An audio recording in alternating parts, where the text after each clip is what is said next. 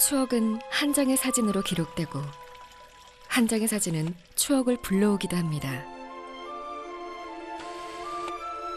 갈대밭 무성했던 영일만 갯벌과 끝없는 은빛 모래로 반짝이던 송도 해수욕장.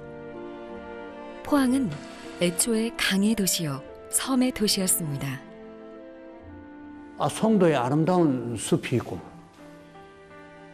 그리고 지금은 상대 대도, 해도, 5개 섬에 그게 전체 갈대밭이 순천만보다도 더 큰 갈대밭이 저 연일까지 펼쳐지는 그런 아름다운 고장입니다. 사람이 모이고 공장이 들어서며 이육사가 사랑했던 청포도의 고장은 세월 따라 많은 게 변했습니다. 당신이 기억하는 포항은 어떤 모습인가요? 포항시는 영일군 포항읍에서 출발해 1930년대 들면서 경북 최초로 인구 3만이 넘었습니다. 당시 전국 최고의 어업 전진기지로 우리나라 전체 정어리의 절반을 포항항에서 위판할 정도였죠. 그러다 정부 수립 이듬해인 1949년 8월 15일 포항은 5만이 채 안 되는 인구로 경북에서는 김천과 함께 시로 승격됩니다. 1949년에 포항의 분위기라는 거는 수산물은 쏟아졌단 말입니다. 청어도 많고, 오징어도 많이, 구룡포 쪽에도 나고, 이래 많이 나고, 농산물도 풍부하고 한데, 공장은 거의 없다고 보면 됩니다.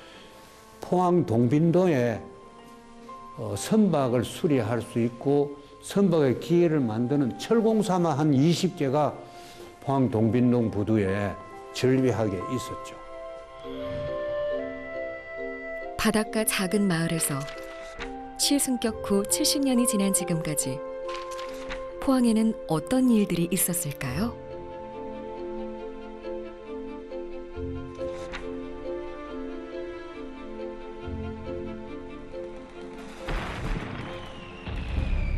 전쟁이었습니다. 1949년 시로 승격되고 그 이듬해인 1950년 포항이 한반도에서 중요한 위치를 차지하게 된 사건, 한국전쟁이었습니다. 1950년 6월 25일 남침을 시작한 북한군은 동해안을 따라 남하하여 포항 인근까지 침공하게 됩니다. 국군은 영덕군 일대의 방어선을 구축해 북한군의 남하를 막았지만 결국 포항은 북한군에 점령되었고 이후 형산강과 운제산 일대를 빼고 빼앗기는 전투가 계속됩니다. 그 당시에 우리가 힘을 못 써가지고 형산강만 넘었더라면은 지금 울산은 말할 것도 없고 부산까지 바로 가는 것이죠. 이제 강을 중심으로 해서 결국은 양쪽 다 건너 못 오게 막는 한이라고 야단을 쳤는데 결과가 낮에 알아보니까 희생되는 우리 그 아군들이 2,301명 희생이 되어가지고 지금 우리가 그 이야기하기를 형산강이 아니라 혈산강이라 이렇게까지 말을 하고 있죠, 지금은. 근데 그 넘지를 못했습니다. 2천여 명의 전사자가 발생할 정도로 격렬하게 진행되었던 형산강 전투에서 연재근 상사의 목숨을 건 형산강 도하 작전으로 국군과 유엔군이 반격할 전환점을 마련해 주었습니다. 그리고 한국 전쟁의 또 다른 영웅 학도 의영군이 있었습니다. 전쟁이 일어난 지 3일 만에 서울이 함락되고 최후의 낙동강 방어선을 지키기 위해 전국에서 약 5만 명의 학생들이 학도 의영군으로 참전을 하게 되죠.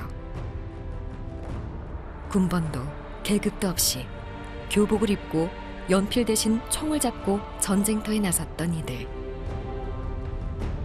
1950년 8월 11일에 일어난 포항여중 전투는 우리나라 학도 의영군의 기념비적인 전투였습니다. 교복 그대로 입은 그대로. 예. 우리는 모자도 그대로 쓰고 학도 이복도 명찰도 그대로 단대로 그대로 입고 그대로 싸웠어요. 우리 아군들은 구룡포를 다 나가버리고 그 자리에서 학도군에게만 몇 개 가지고 인민군들하고 싸웠거든요.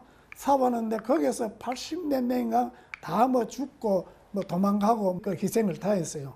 당할 때에 결국은 지금 방여고 자리인데 저기에서 대대적으로 많이 싸우고 저기에서 많이 죽었거든요. 나가서 보니까 아 이래서는 죽을 수밖에 없구나. 어떻게 하든지 살아야 되겠다 하는 그 생각밖에 없었습니다. 네, 다른 생각은 뭐 없고.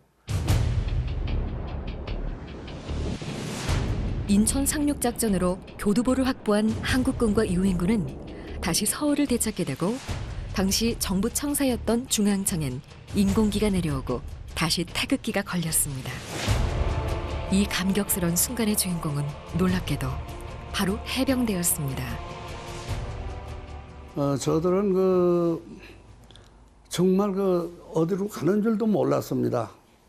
그런데 그 배가 야중에 알고 보니까 큰 군함이 261척이나 들어왔어요. 그래 이제 가면서 인천 상륙작전을 우리가 참가를 하게 됐다. 그래서 사령관의 훈시가 이제 들어왔는데 그래서 인천 상륙작전을 하는 줄 알았죠. 그래 이제 9월 15일 날 오후 6시에 인천 상륙을 하지 않았습니까? 최일선에서 했습니다. 굉장했습니다. 그래서 서울을 수복해서 인민군한테 내줬던 중앙청의 태극기를 우리 해병대 박정모 그때 당시에 소인데 그분이 우리 이제 분대장 소대장이었는데 그 사람들이 이제 가서 그 태극기를 꽂았다. 빨간색, 도전, 명예 이 세 단어로 대표되는 해병대. 포항이 시로 승격되던 1949년 같은 해에 해병대도 창설돼 올해로 70살 동갑내기 친구인 셈이니 포항과 해병대 인연은 참으로 대단하죠. 대한민국 해병대 소속의 2개 사단 가운데 핵심인 1사단이 포항에 주둔하게 된 것은 1959년부터입니다. 항만시설과 철도, 비행장까지 갖춘 천혜의 요새로 해병 1사단은 언제 어디로든 빠르게 출동할 수 있는 위치에 있었습니다. 해병대 기지가 위치하기에 포항은 그야말로 최적지였던 것이죠. 여기 3대에 걸쳐 빨간 명찰을 단 해병대 가문이 있습니다. 이들의 자부심, 과연 어느 정도일까요? 할아버지랑 계속 이제 20년 동안 같은 방을 지내고 이렇게 했었는데 어릴 때부터 전쟁 얘기도 많이 들었고 타 군대 같은 경우에는 이게 빨간 명찰 이런 게 없지 않습니까? 저도 보통 요즘도 다 적혀 있지만 한 번 해병을 영원한 해병이라 해가지고 그런 문구도 좀 멋있는 것 같고 아버님이 또 살아계신 해병대 역사관을 또 가지고 계시는 만큼 저도 이 자긍심을 가지고 있습니다. 그리고 또 우리 아들도 아빠 나도 애 낳으면 해병대 보낼 거야 이런 그런 상황이니까 아마도 우리 해병대 사랑은 영원하지 않을까 우리 가족 중에서는 그렇게 생각을 하고 있습니다. 명의이지 명의. 해병대가 싸움에도 최고. 해병대라 하면 알아줬어. 끝까지 해병대. 우리 곱선자 나오고도 곱선자 해병대 뭐야.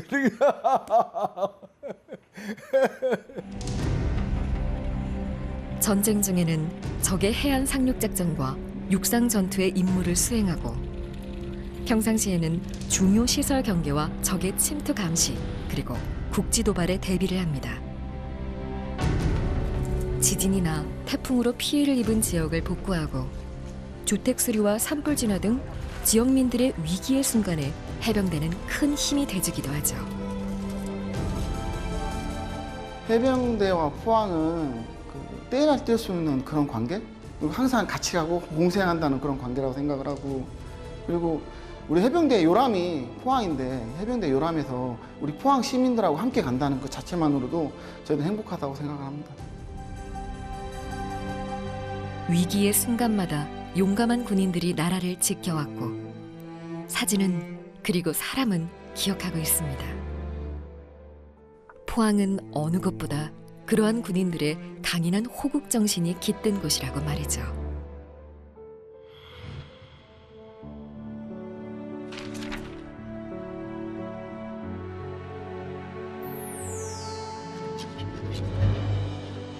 사람이 사는 곳이라면 어디서나 시장이 생겨나죠. 수제비 골목과 문어 골목, 전 골목, 그 이름도 너무 친숙한 여러 골목골목을 가진 포항 죽도시장이 개설된 죽도동은 원래 섬이었습니다.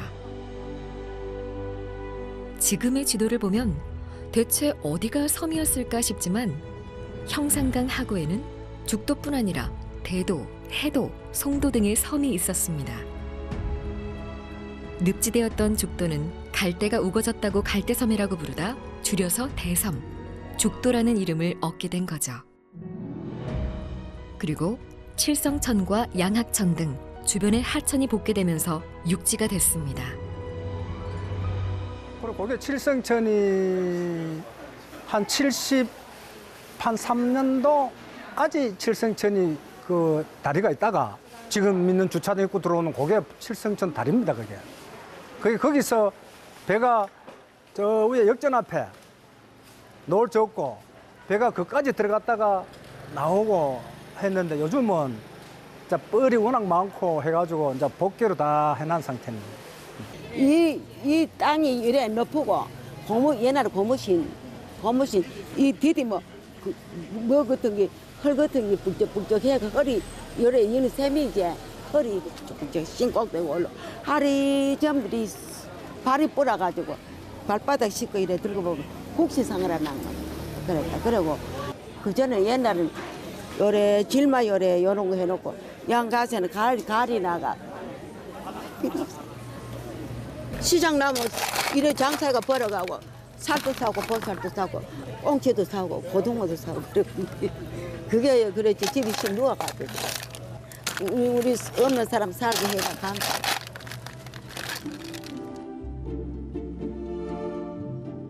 죽도 시장이 없으면 대한민국 어디에도 없다는 말이 생길 정도로 없는 게 없는 시장.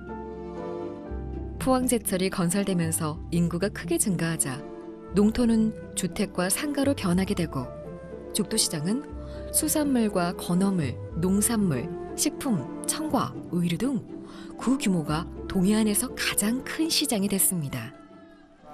조금씩 자꾸 커지면서 지금은 규모가 상당히 커져 있죠. 아마 이 죽도시장 평수가 한 4만 평 정도 되는 것 같고 회원 종사수도 엄청 많아요. 지금 상가가 한 1,500개 정도, 상인 수도 한 1,800명, 또 이 좌판도 한 300개 정도 올려 있어가 지금 현재는 규모가 전국에서 한 3번째 정도 가는 그런 시장인 것 같아요. 지금. 수산물 위주로 해서 관광객도 많이 오시고 하니까 지금 이 수산물이 대세라고 보시면 되고 또 이 해센터나 이 먹거리 쪽에 굉장히 많이 커져 있죠. 4, 50년 전만 해도 여름이면 인파가 북적대던 송도 해수욕장. 두 팔을 활짝 펴고 피서객을 맞이하던 평화의 여신상은 송도 해수욕장의 상징이었죠. 백사장 침식이 심화돼 아쉽게도 2007년 폐장이 되긴 했지만 여신상 뒤쪽으로 보이던 다이빙대는 지금도 그대로 남아 그때의 추억을 전해주는 듯합니다. 당시 수영을 좀 한다는 사람들은 누구나 다이빙대까지 헤엄쳐 가서 다이빙을 했던 기억을 갖고 있을 겁니다. 잊고 싶지 않은 정말 아름다운 바다였습니다.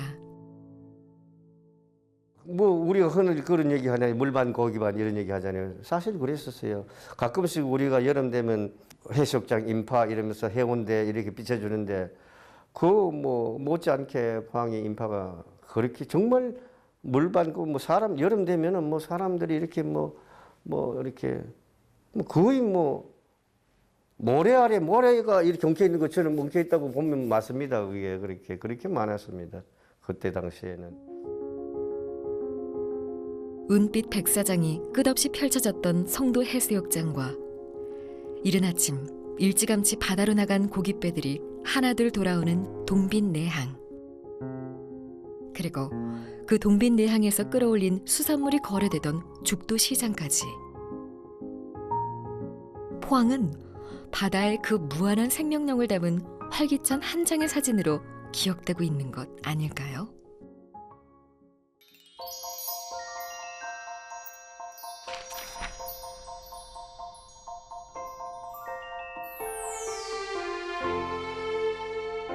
1960년대 이 황량한 갯벌에 높은 굴뚝과 공장이 들어서리란 것을 당시 사람들은 상상이나 했을까요?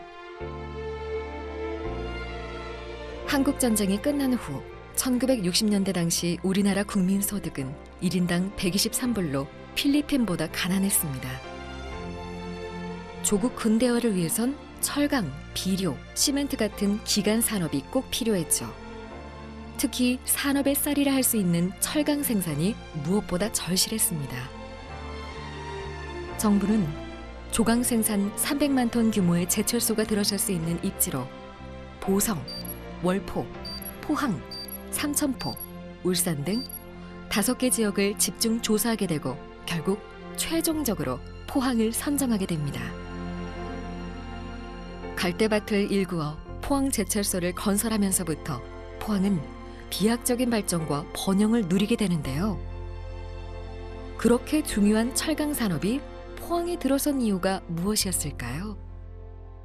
포항은 동해안의 교통과 그리고 여러 가지 항만 시설의 주요 요충지로서 당시에 건설되고 있던 경부고속도로와도 한 30km 정도밖에 떨어지지 않았기 때문에 동해안 도로의 교통 요충지라고 볼 수가 있었고요. 그리고 항만에서도 여러 가지 지형상 큰 배들이 들어설 수 있는 좋은 조건을 가지고 있었다고 합니다. 제철소에서 하루에 사용하는 용수가 당시에는 25만 톤 정도의 용수를 사용할 수가 있어야 하는데 주변에 바다도 있고 그리고 형산강이 있어가지고 용수도 충분하게 공급을 할 수 있었던 그런 장점도 있었다고 합니다.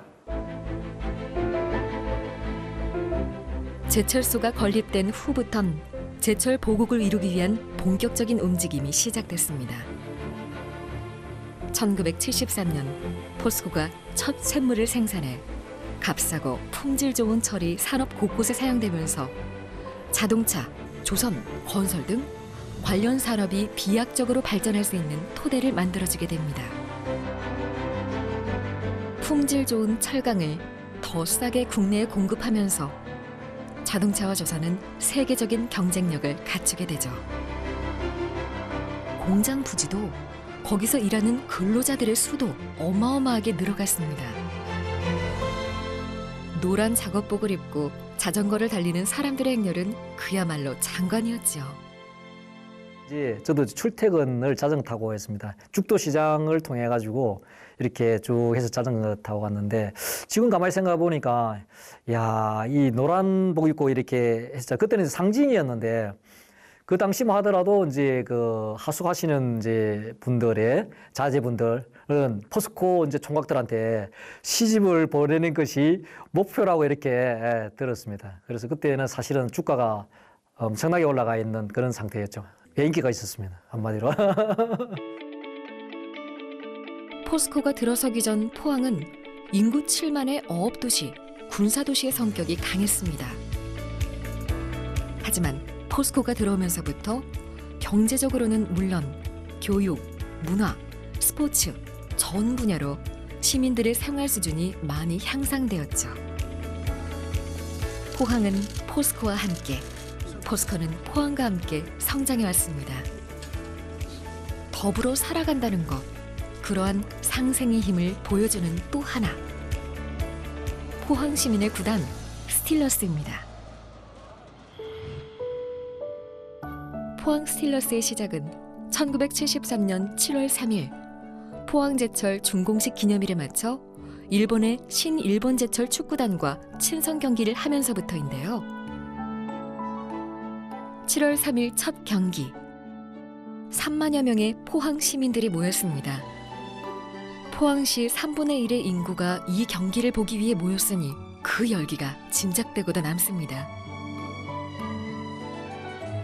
포항제철소와 공장 노동자들을 위해 만들어진 축구팀인데다 당시 볼거리라고는 매주 열리는 축구 경기밖에 없었기 때문에 포항 스틸러스에 대한 시민들의 애정은 대단했죠.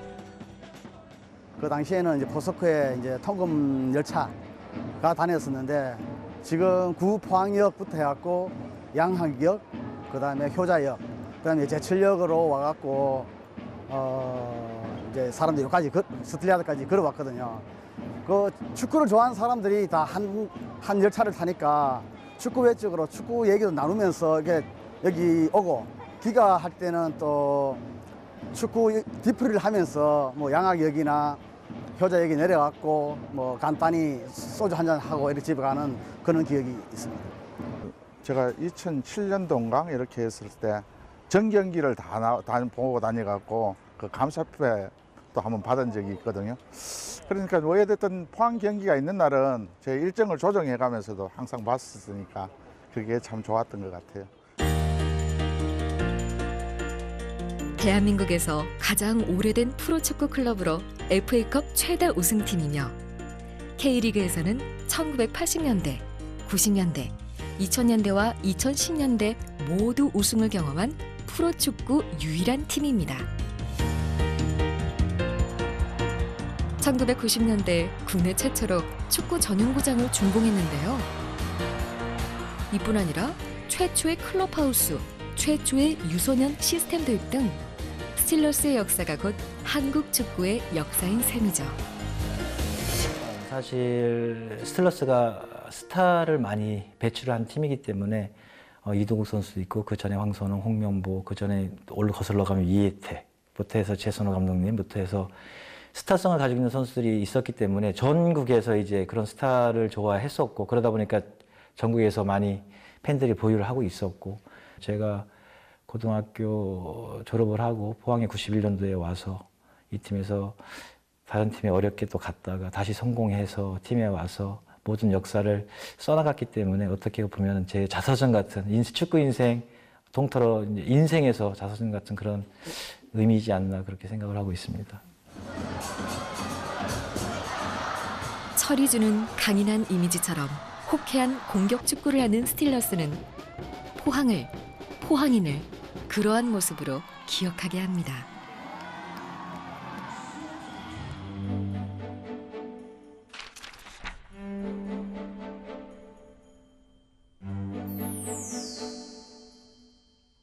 제철 유치원을 시작으로 장학 사업에 뛰어든 제철 장학회는 1976년 9월 학교법인 제철학원으로 이어졌고 포항에 초등학교와 중학교, 고등학교, 대학교를 세웠습니다.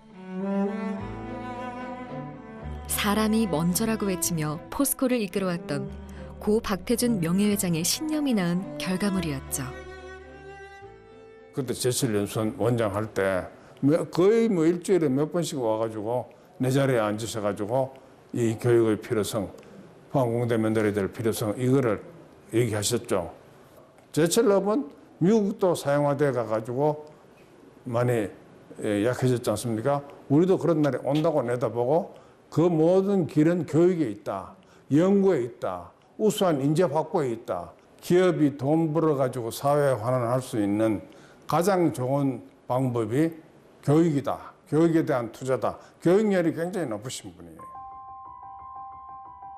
포항공과대학은 1985년 3월 설립 인가를 받아 이듬해 12월 문을 열고 초대학장으로 김옥일 박사가 취임하게 됩니다.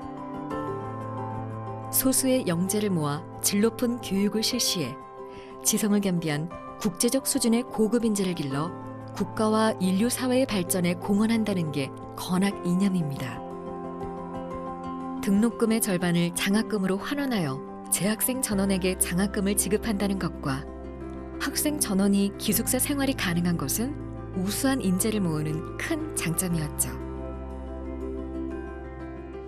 공부하면서 이제 학교가 있구나 하는 정도만 알았지 실질적으로 이제 지원하리라고는 그때는 생각을 미처 못했었죠. 그래서 이제 마지막에 저희는 이제 학력고사 세대인데 이제 시험 보고 나서 이제 고민하다가 국내 최초 연구 중심 대학, 그 다음에 이제 학생들을 위한 장학금 혜택, 또 뭐 교수님들의 어떤 그런 이제 그런 명성들 그런 것들을 감안해서 결정을 하게 됐죠. 예.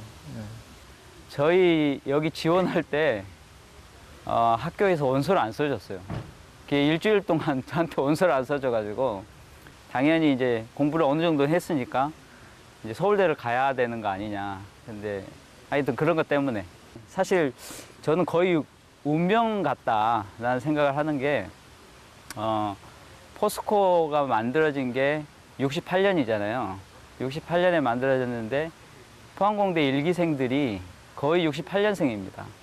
그러니까 이미 이제 여기서 첫 삽을 뜰 때 이제 저희들은 태어날 준비를 하고 있어서 거의 운명처럼 포항공대랑 포스코랑 이렇게 연결이 됐다라고 생각을 하고 있고요. 예. 포항공대의 특별한 경쟁력은 그것뿐만이 아니었죠. 프랑스, 미국, 대만, 이탈리아에 이은 세계에서 5번째 방사관 가속기 건설. 빛 공장이라 부르는 이 방사관 가속기 건설은 포항공대 김옥일 초대 총장의 꿈이었습니다. 1988년 4월 방사관 가속기 건설 추진본부를 발족. 그로부터 6년 후 1994년 완공되어 한국 최초이자 유일한 방사관 가속기가 국내 과학자들 앞에 당당히 모습을 드러내게 되죠. 이 가속기를 가지고 있는 대학은 전 세계의 스탠포드 대학과 우리 대학이 유일합니다. 다른 나라에도 가속기가 있지만 정부 연구소에 있다는 것이죠. 이 가속기를 가지고 있다는 것 하나만 가지고도 대학의 비지빌리티가 굉장히 높아집니다. 그리고 우리 학생들, 특히 대학원생들이 이 가속기에 쉽게 액세스를 할 수 있다는 것. 이거는 굉장한 이점이라고 생각하시면 됩니다. 이거는 정말 다른 사람들은 자전거를 타고 달릴 때 우리는 스포츠카를 타고 달린다라고 생각할 수도 있는 거고요. 이거는 정말 큰 자부심을 가져도 되는 일인 것 같습니다. 포항공대 개교 30주년을 맞은 2016년엔 미국, 일본에 이어 3번째로 4세대 방사관 가속기가 준공되었습니다. 기존의 장치로 볼 수 없었던 질병 단백질의 구조를 분석해 맞춤형 신약 개발이 가능하게 되고 매연을 줄이는 촉매 장치를 개발해 미세먼지를 해결할 수 있는 게 바로 4세대 방사광입니다. 4세대 방사관 가속기는 직선형인데 아직도 전 세계에 5대밖에 없습니다. 저희가 선진국인 미국과 일본, 유럽 그리고 스위스에 이어가지고 5번째로 이 건설을 시작을 했는데 건설을 시작할 당시에 미국과 일본은 이미 완성이 돼 있는 상태였고 나머지 유럽과 스위스랑 같이 경쟁하면서 저희가 제일 나중에 시작을 했지만은 3번째로 준공을 했고 현재 이 4세대 방사관 가속기의 성능은 전 세계에서 제1의 수준을 유지하고 있습니다. 제철 보국에 이은 교육 보국. 포항공대와 방사관 가속기는 포항이 과학 첨단 도시로 나아가는 이정표로 기억되지 않을까요?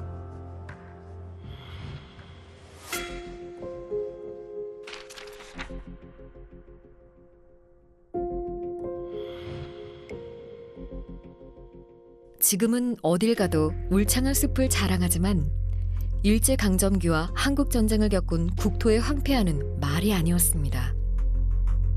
헐벗은 국토는 작은 비에도 홍수가 일어났고 비가 오지 않으면 금방 가뭄에 시달려야 했죠. 전국 어느 곳보다 포항의 상황은 더 심각했습니다.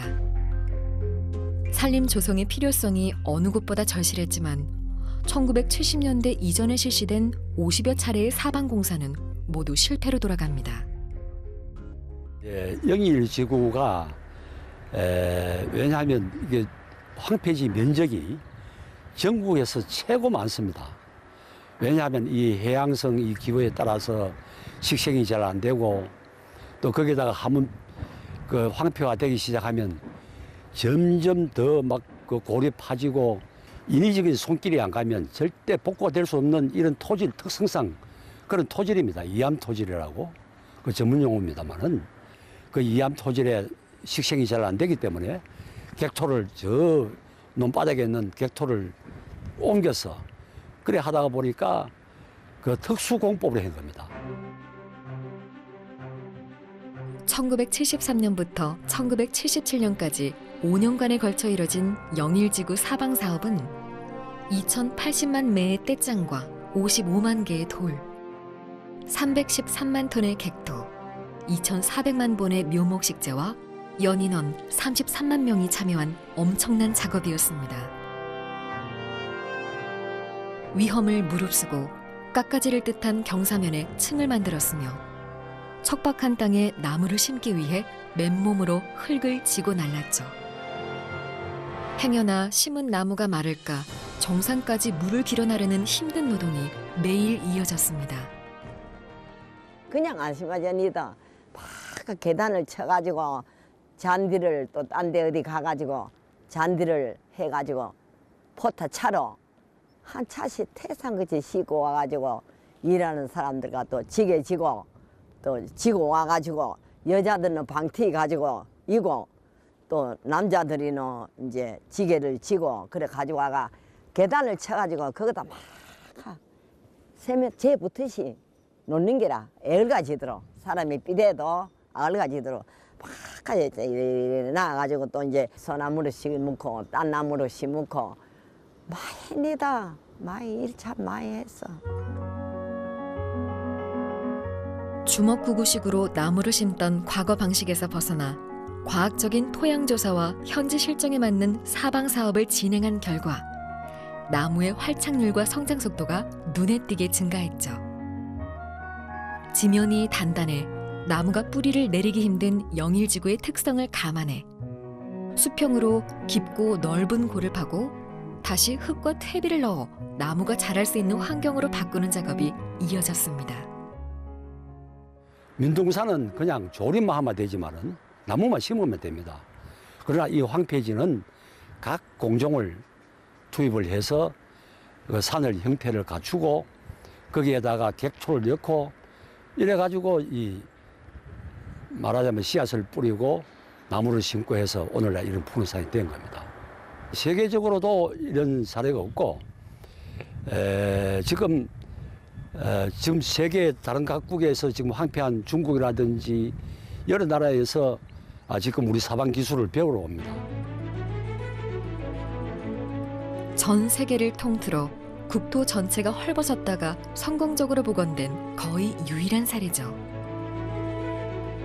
포항 사방공사는 우리나라 산림 녹화 사업의 한 획을 그은 사건입니다.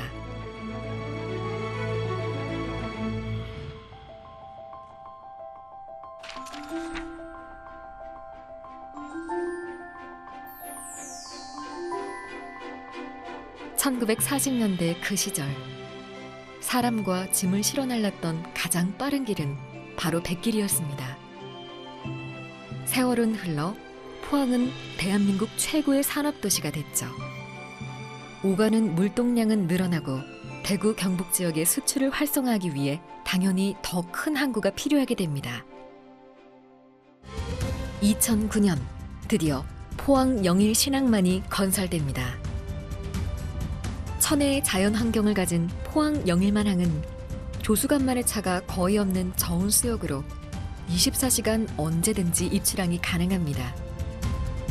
60만 제곱미터의 부지에 안벽 길이 1000m. 대형 컨테이너선 4척이 동시에 접안할 수 있는 최첨단 시설을 보유하게 된 거죠. 아시다시피 대구 경북에는 항구가 따로 없습니다. 그래서 대구 경북 지역의 수출을 활성화하고 지원하기 위한 항만으로서 개발이 된 게 그 시초가 되겠습니다. 북방물류의 어떤 전초기지로서의 입지적인 의미는 굉장히 크다고 하겠습니다. 포항 영일만항은 남한에 위치한 컨테이너 항만으로서는 가장 위쪽에 있고 특히 이 환동의 시대가 열리게 된다면은 입지적으로 딱 중간 지점에 위치해 있어서 상당히 이점이 많고요. 서울에서 포항 반나절. 2015년 3월 31일 개통한 포항 KTX는 5시간 이상 걸리던 포항과 서울 간 거리를 2시간 5분으로 단축시켰습니다. 2004년 KTX가 첫 운행을 시작한 지 무려 11년 만이고 경주를 거치지 않고 직접 연결되는 노선 설치를 건의한 지 8년 만이었습니다. 당시 새마을호가 운행되고 있었지만 서울까지 무려 5시간이나 걸린 데다 이마저도 하루 2번이 고작이었습니다. 항공편도 있었지만 시간 맞추기가 쉽지 않았습니다. 한국 산업의 수도라는 명성에 걸맞지 않게 교통 최오지라는 불명예를 짊어지고 있었죠. 정부는 기반 시설이 부족한 경북 동해안 및 포항시의 지역 경제를 활성화시키고 국토의 균형 있는 발전을 지원하기 위해 포항 KTX 건설 사업을 추진하게 됩니다. 2015년 3월 31일 마지막 날 그 개통식을 먼저 했어요. 먼저 하고 실제 영업 운전은 이틀 후인 4월 2일 날 했어요. 아마 화요일 같은데. 그 전에 그 일주 전에 한 3월 25일, 4일 그때 이제 우리가 이 지역 주민을 대상으로 그 시승 행사를 가졌어요. 우리 지금 KTX 포항역에서 여기서 동대구역까지 이제 시승을 같이 했는데 그때 짧은 시간이죠. 한 33분 걸리는데 왕복이면 한 1시간 20분 정도 됐었는데 너무 좋아해서 뭐 그 열차 창밖을 또 이렇게 두리뭉거리면서 KTX를 처음 타본다는 그런 어른들 또 이런 지역 주민들 보고 좀 KTX가 포항에 들어오기를 잘했구나 이런 생각이 많이 들었고 중앙동 구포항 역사도 97년간의 그 철도 역사의 또 마지막 역장이면서 또 4월 2일 계기로 KTX 포항이 개통하면서 제가 또 초대 역장을 하게 되었습니다. 뭐 개인적으로 큰 영광이죠. 더구나 KTX 포항역과 영일만항을 연결하는 11.3km 구간의 포항 영일만항 인입철도가 최근 착공 6년 만에 완공됐죠. 자연스레 영일만항이 활성화되고 지역 경제는 더욱 발전하겠죠. 느리게 달리는 차창 밖을 보며 군것질하던 옛 추억은 사라졌지만 발달된 운송수단으로 인한 단축된 시간만큼 또 다른 삶의 여유를 누릴 수 있게 된 역사의 또 다른 흔적으로 남을 것입니다.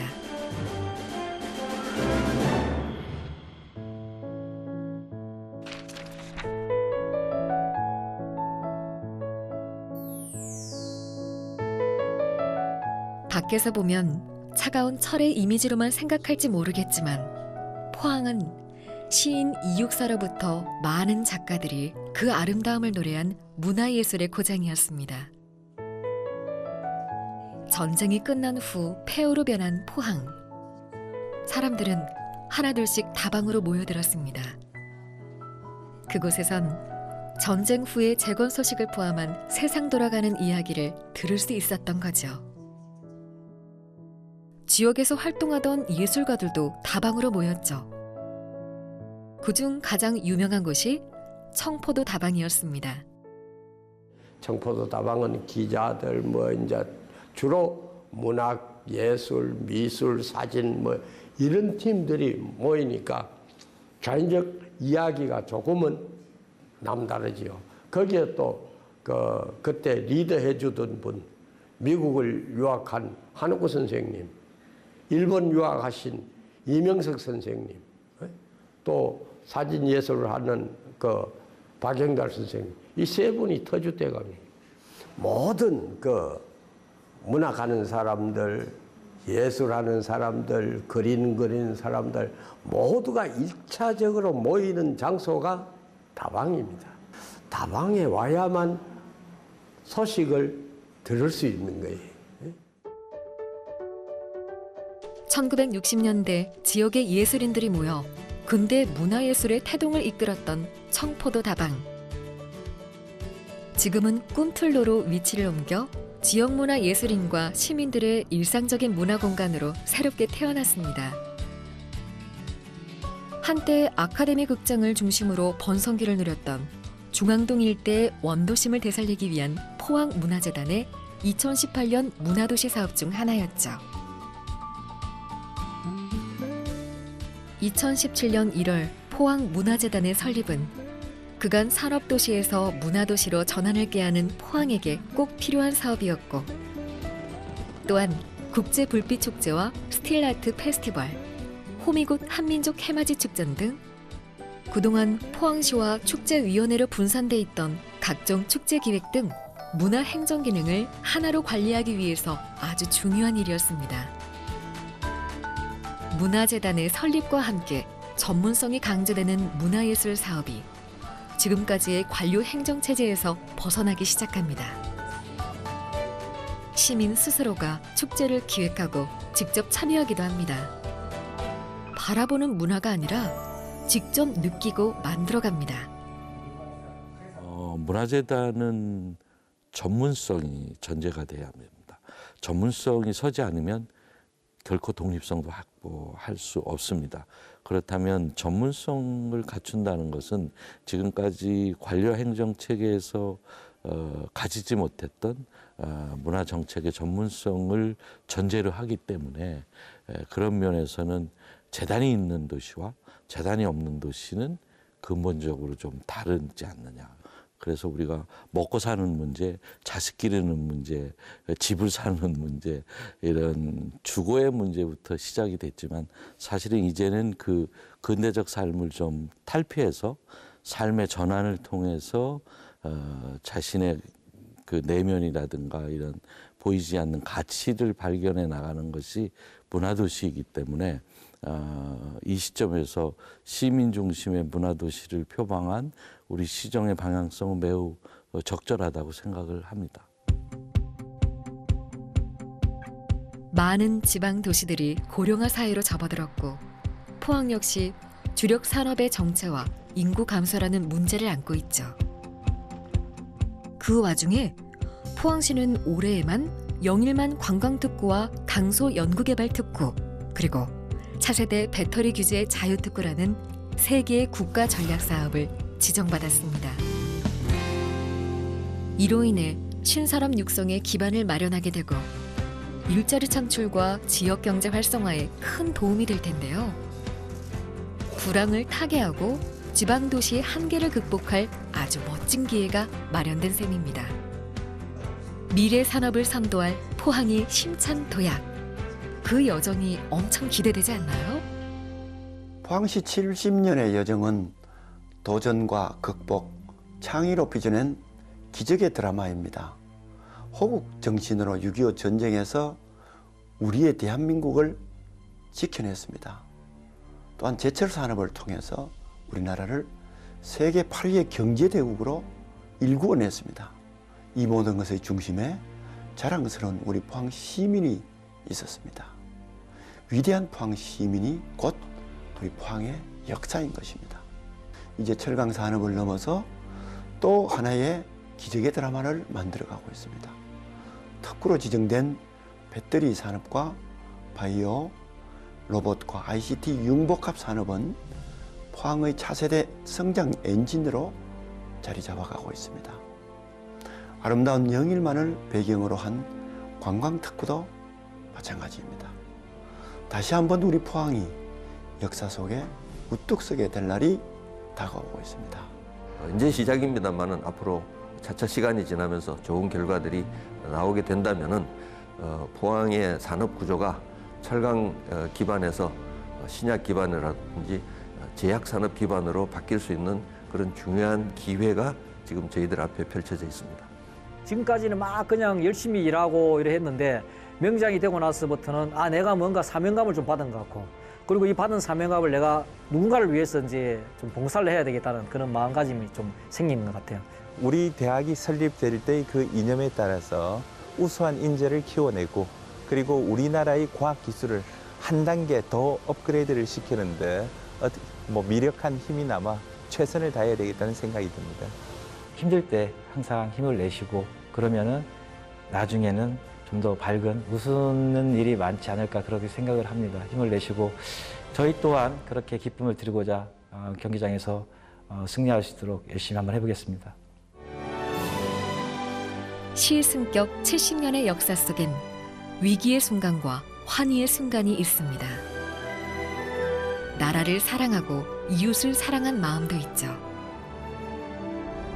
거친 바다처럼 격정적으로 때로는 불꽃처럼 뜨거운 삶을 살아온 포항 70년이 있었기에 앞으로 걸어갈 길도 우리는 희망을 얘기합니다.